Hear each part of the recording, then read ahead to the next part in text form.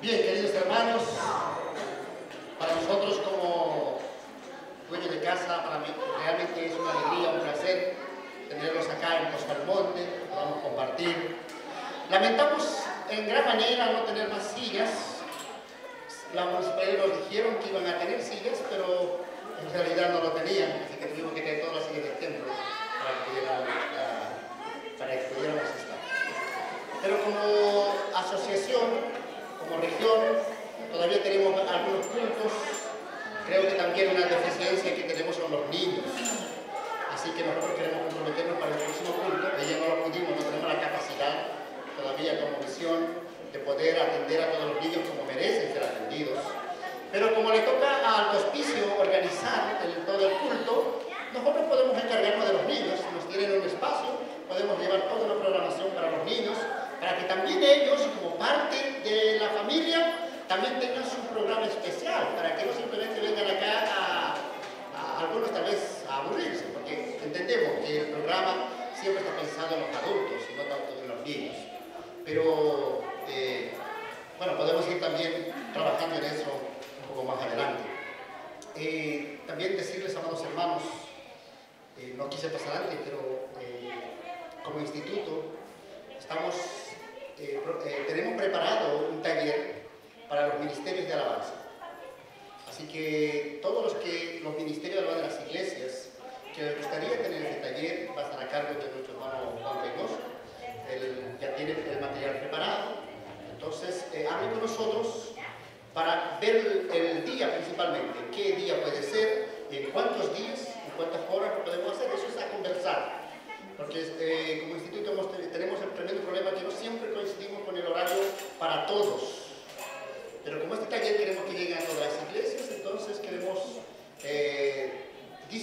colocar a disposición de las iglesias. ¿Ya? Hable con nosotros al final, con el pastor Reynoso, conmigo, o con la hermana Ilse, que es nuestra secretaria del instituto, para que podamos ponernos de acuerdo qué día le gustaría a usted o qué día podemos organizarnos de tal manera que usted pueda tener el taller de lo que es el trabajo, de lo que significa el ministerio de alabanza, para que se vaya preparando también cada vez más.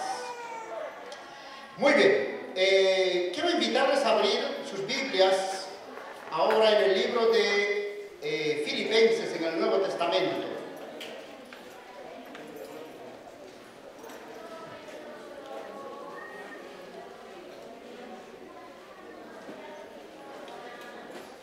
En la carta del apóstol Pablo a los Filipenses, en el capítulo 2,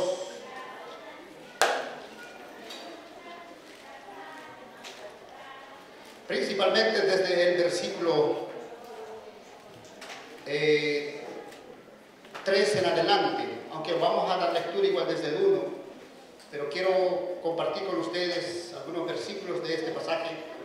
Es uno de los pasajes que realmente me desafía frente a lo que Jesucristo hizo. Jesús nos muestra un modelo de vida a seguir frente a propósitos que uno pueda tener, ¿no? Creo que como iglesias bautistas de la región, si no me equivoco, somos los únicos en todo el país que cierran los templos el día domingo para pintarse. Y creo que eso es un gran avance para nosotros, el poder estar juntos acá. Creo que es realmente un tremendo desafío que lo hemos asumido como pastores.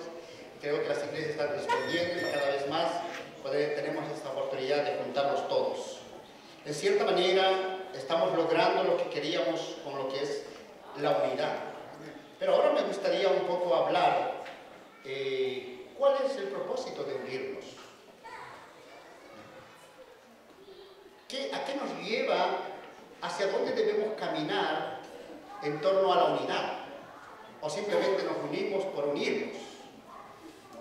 Para saludarnos, para encontrarnos en un culto como esta? ¿O hay algo más que el Señor quiere para nosotros? ¿Qué más será? ¿Hacia dónde más tendremos que caminar como asociación en torno a este recorrido que estamos haciendo, de poder unirnos, de poder de alguna manera empezar tal vez a unir no solamente el estar en un lugar, sino también poder unir las capacidades que Dios nos ha dado y ver cómo desarrollamos y cómo potenciamos esta unidad que ya lo tenemos en nuestra región. Y eso realmente hay que agradecer al Señor, ¿no? Sabemos que en nuestras iglesias a nivel nacional, en regiones también hay un poco más de carencia. Hoy día las iglesias bautistas son un poco más individualistas. Y creo que nosotros estamos rompiendo ese paradigma y realmente queremos mostrar de que como una sola familia podemos unirnos. Estoy tratando de escoger algunas palabras adecuadas para decirlo porque hay un canal que está filmando, así que que realmente lo que se diga pueda ser de bendición para los que también lo van a escuchar. Amén. Bien, quiero invitarles entonces a abrir sus Biblias en el libro de Filipenses, capítulo 2. Del versículo 1 vamos a dar lectura hasta el versículo 11. Y lo voy a hacer en una versión de la NBI, y dice así: por tanto, si sienten algún estímulo en su unión con Cristo, algún consuelo en su amor, algún compañerismo en el espíritu, algún afecto entrañable, llénenme de alegría teniendo un mismo parecer, un mismo amor, unidos en alma y pensamiento. No hagan nada por egoísmo o por vanidad, más bien por humildad, consideren a los demás como superiores a ustedes mismos. Cada uno debe velar no solo por sus propios intereses, sino también por los intereses de los demás. La actitud de ustedes debe ser como la de Cristo Jesús, quien siendo por naturaleza Dios, no consideró el ser igual a Dios como algo a que aferrarse. Por el contrario, se rebajó voluntariamente, tomando la naturaleza de siervo y haciéndose semejante a los seres humanos. Y al manifestarse como hombre, se humilló a sí mismo y se hizo obediente hasta la muerte y muerte de cruz. Por eso Dios lo exaltó hasta lo sumo y le otorgó el nombre que está sobre todo nombre, para que ante el nombre de Jesús se doble toda rodilla en el cielo y en la tierra y debajo de la tierra, y toda lengua confiese que Jesucristo es el Señor, para gloria de Dios Padre. Amén. Jesús nos da un tremendo ejemplo de vida y Él considera y Él anhela que nosotros como cristianos, como hijos de Dios, podamos seguir esos ejemplos. ¿Ya? Antes de continuar, tenemos algunas sillas vacías acá y sé que hermanos que están atrás, están de pie, pueden pasar, tomen asiento ahí. ¿Ya? Así que les voy a dar unos 30 segundos para que ustedes se acomoden, porque este sermón va para 2 o 3 horas, entonces no quiero que estén...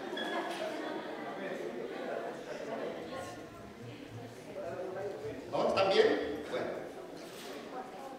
Pero lo que quieren, tenemos sillas ahí, que están vacías todavía, así que tienen la oportunidad de pasar y poder tomar así. Muy bien. Como decía, la palabra de Dios a través del apóstol Pablo nos muestra el ejemplo de vida que Jesucristo nos da, que Él anhela que nosotros, como hijos de Dios, como cristianos, como discípulos, como aquellos que le amamos a Él, que hemos entregado nuestra vida a Él, podamos seguir. Recordemos que nuestro modelo a seguir es Jesucristo. Y Él nos muestra este modelo. Ahora, el apóstol Pablo, indudablemente, en los primeros versículos, él está llamando a la unidad de la iglesia, o a la unidad de los hermanos. ¿No? Pero, ¿qué implica vivir la unidad? ¿O para qué debemos vivir la unidad? Cuando el apóstol Pablo dice, no piensen solamente en ustedes, sino piensen en los demás. ¿No? Consideren siempre a los demás como superiores a ustedes mismos. Siempre estén velando por la otra persona, por el otro hermano, por la otra hermana.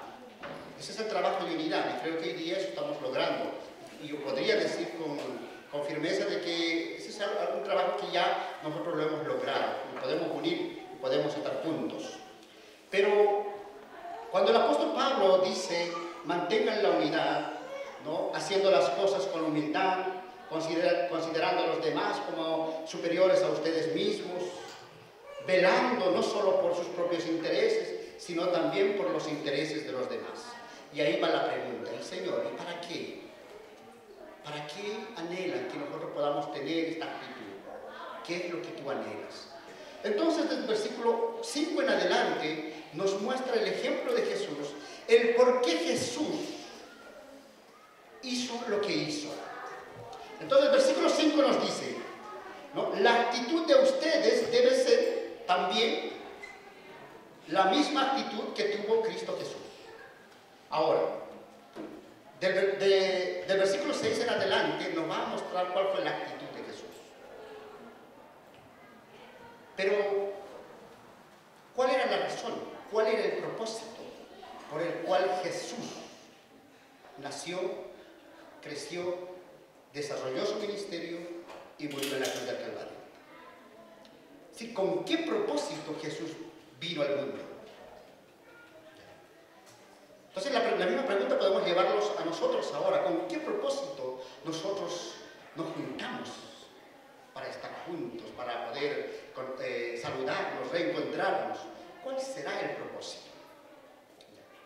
En el libro de Hechos, capítulo 1, versículo 8, Jesús les dice a sus discípulos, esperen, quédense ahí, no se vayan todavía, porque va a llegar el Espíritu Santo, y cuando venga el Espíritu Santo, Él les llenará de su poder, para que cuando ustedes tengan el poder de Dios, ustedes puedan ser mis testigos, puedan testificar, puedan mostrar lo que yo he hecho en ustedes.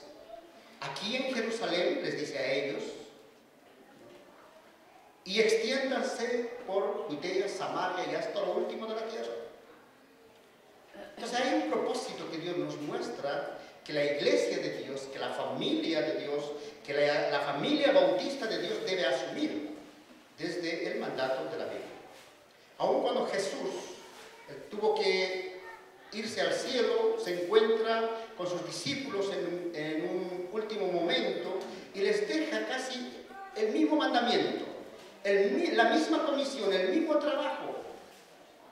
Y Mateo lo registra en su último capítulo y él dice, por tanto, vayan y hagan discípulos a todas las naciones. Propósitos por el cual nosotros debemos seguir el ejemplo de Jesús. ¿Qué hizo Jesús?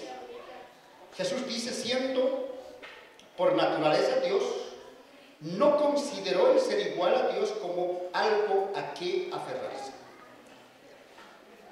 Dentro del propósito que Dios tenía en Jesucristo para la humanidad, uno de los principios es el poder despojarse. Y creo que muchos de ustedes se han podido despojar del culto de su iglesia, del domingo, y tal vez la comodidad de su silla, porque algunos tienen su silla en su templo, ¿verdad? Esta es mi silla y nadie se siente acá.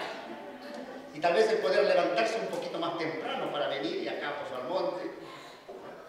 El poder despojarse. Y es un principio bíblico que uno tiene que aprender a despojarse. Jesús lo hizo. La Biblia dice que por naturaleza Jesús es Dios.